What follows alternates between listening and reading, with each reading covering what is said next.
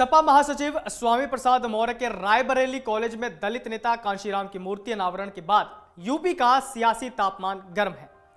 Baspa supremo Mayawati और उनके भतीजे आकाश आनंद ने मान्यवर की प्रतिमा लगाने को लेकर सपा सुप्रीमो अखिलेश यादव पर निशाना साधा। मायावती ने तो सपा पर हमला बोलते हुए लखनऊ के गेस्ट हाउस कांड का जिक्र कर दिया। मायावती ने कहा कि 1995 में लखनऊ का गेस्ट हाउस कांड नहीं हुआ होता तो देश में आज सपा और बसपा की सरकार होती। मायावती ने सपा पर दलित महापुरुषों को अपमान करने का आरोप लगाया। सपा के बड़े नेताओं ने फिलहाल मायावती के इस हमले पर चुप्पी साध ली है। वहीं मायावती के भतीजे आकाश आनंद ने कांशीराम का एक वीडियो शेयर किया। सपा अध्यक्ष अखिलेश यादव ने सोमवार को रायबरेली में कांशीराम की प्रतिमा का अनावरण किया और कहा कि मुलायम सिंह ने ही पहले उन्हें लोकसभा भेजा। अखिलेश ने इस दौरान बीएसपी पर भी निशाना साधा और कहा कि जो काम उन्हें करना चाहिए था वो नहीं किए। सपा कर रही है तो उन्हें तकलीफ हो रही है।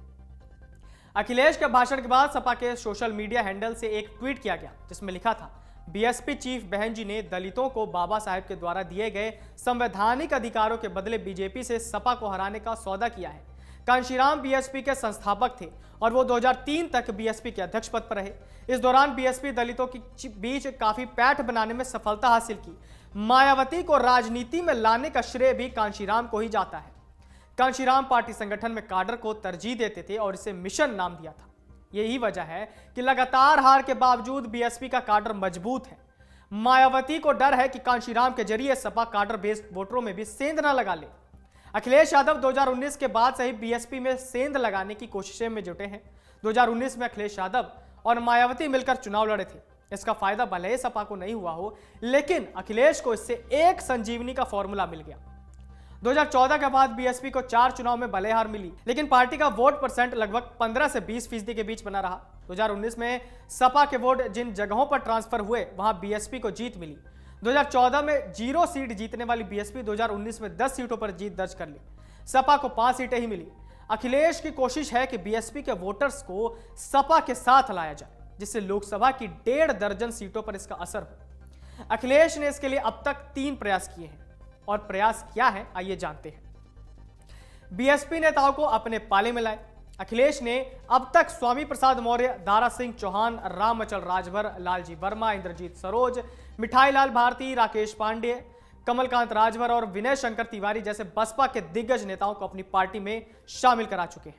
इनमें स्वामी प्रसाद मौर्य, राम अचल राजभर, लालजी वर्मा और इंद्रजीत सरोज को पार्टी में राष्ट्रीय महासचिव जैसे बड़ी जिम्मेदारी भी सौंपी गई है।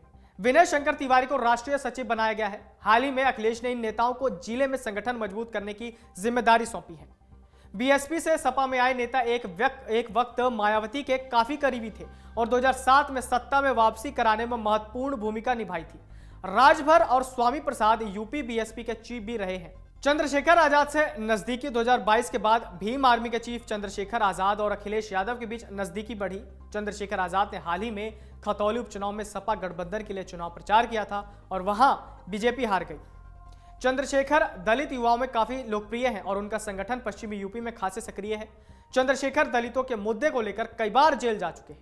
मायावती भी चंद्रशेखर पर निशाना साध चुकी है। पश्चिमी यूपी में करीब 10 सीटों पर बीएसपी का दबदबा है। तीसरी बात, सपा में बनाई अंबेडकर वाहिनी।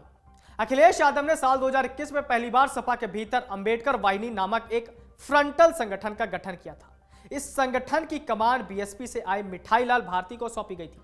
सपा अंबेडकर वाहिनी के जरिए दलित वोटरों में पैठ बनाने की कोशिश में है। यह फ्रंट दलितों के बीच जाकर अखिलेश यादव की नई रणनीति और कामकाज बताने का काम कर रही है।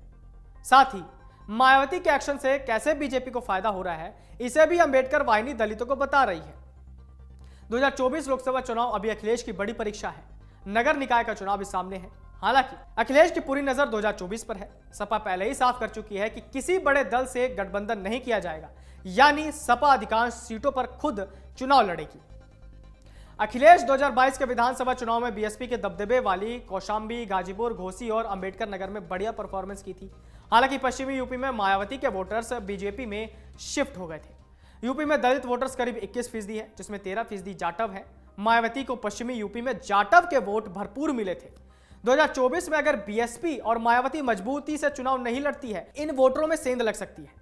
घोसी, अंबेडकर नगर, श्रावस्ती, गाजीपुर और लालगंज की लोकसभा सीटों पर बीएसपी के अभी सांसद हैं, लेकिन अखिलेश के इस दांव से यहां के समीकरण बदल सकते हैं।